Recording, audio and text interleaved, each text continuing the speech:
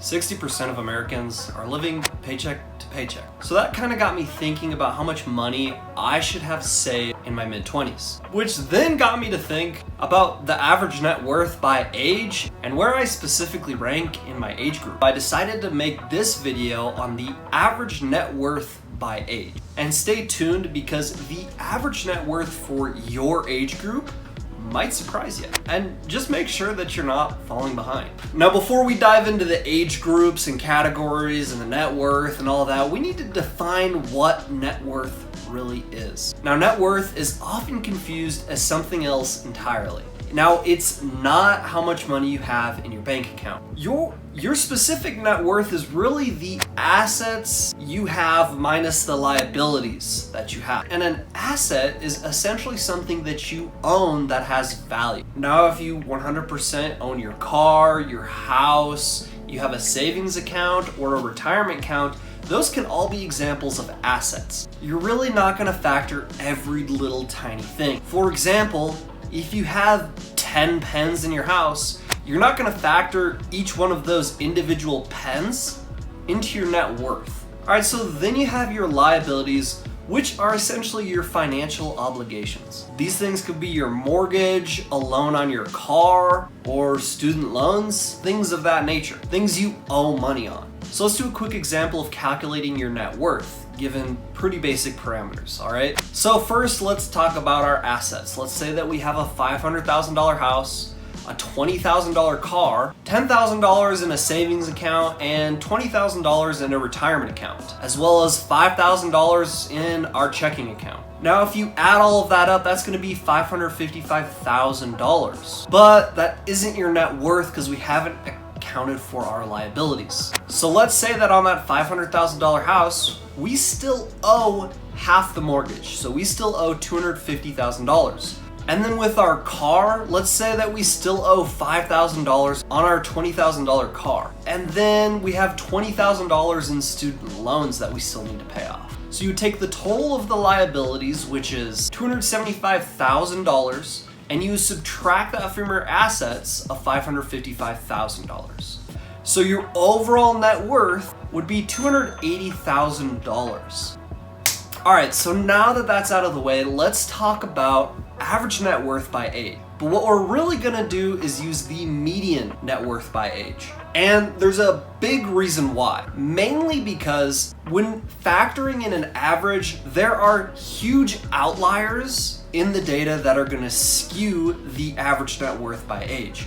So we're gonna use the median. So overall, I just think that the median gives a better representation of where you should be at. So let me put that into perspective and use an example. So let's say that in our sample size, we have 10 total people. 5 people have a net worth of $5,000 each, and the other 5 people have a net worth of $20,000 each.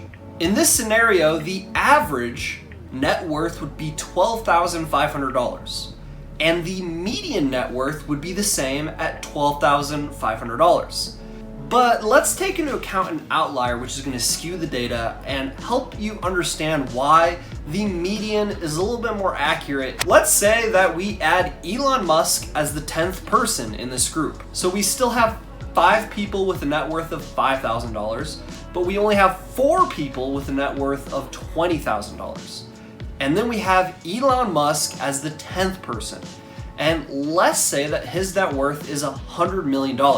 Now, now I know it's a lot more than that, but for simplicity, let's just say 100 million. In this case, the average net worth would be $10 million.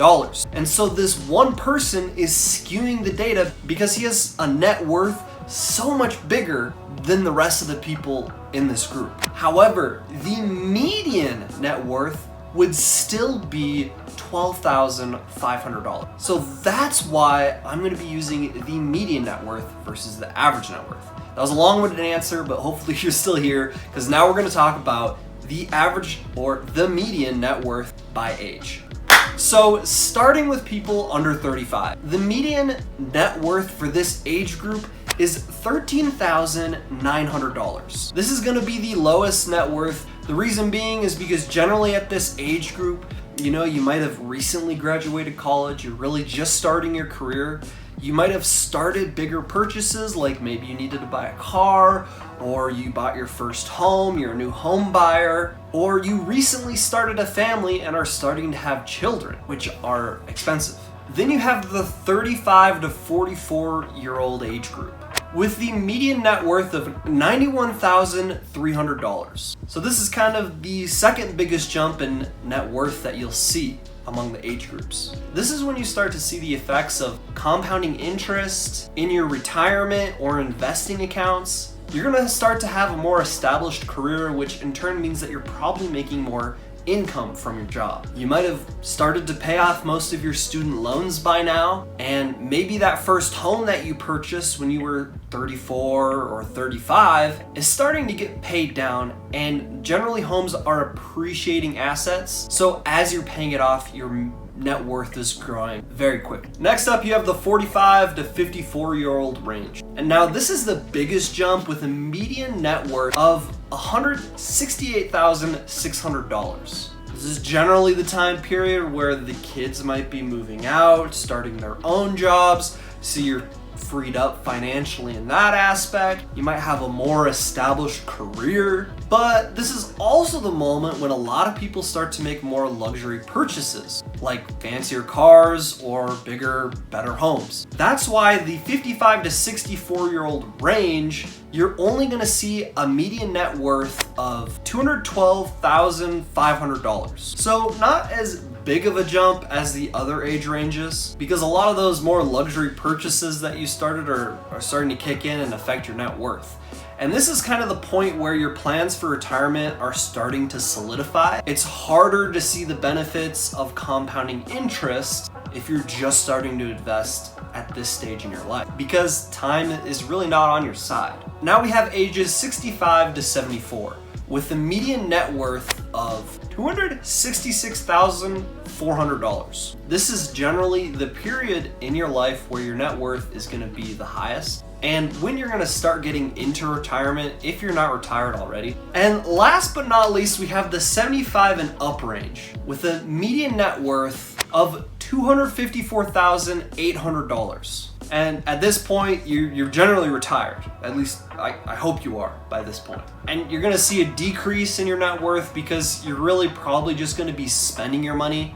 You're not really gonna be saving or investing more money at this point, because you're retired and you probably don't really have a full-time income anymore. And now, with all that being said, now don't feel bad if you're falling short right now. There is always time to turn it around, especially if you're below 35. And remember to make a plan to pay off your debt sooner rather than later. That will help your net worth, as well as growing your income, whether that comes in the form of a side hustle or a promotion. And make sure that you're limiting your expenses, especially on things you don't need, like expensive cars, expensive houses, things that you really might not be able to afford. But most of all, be patient. Growing wealth, growing your net worth takes time. It's not an overnight process. Compounding interest needs time to work in your retirement accounts, in your other investment accounts. So thank you so much for watching. I really appreciate it. Please leave a comment in this video below. Let me know if you liked it or not. And after you do that, please subscribe and smash the like button. Thank you so much, and have a great rest of your day.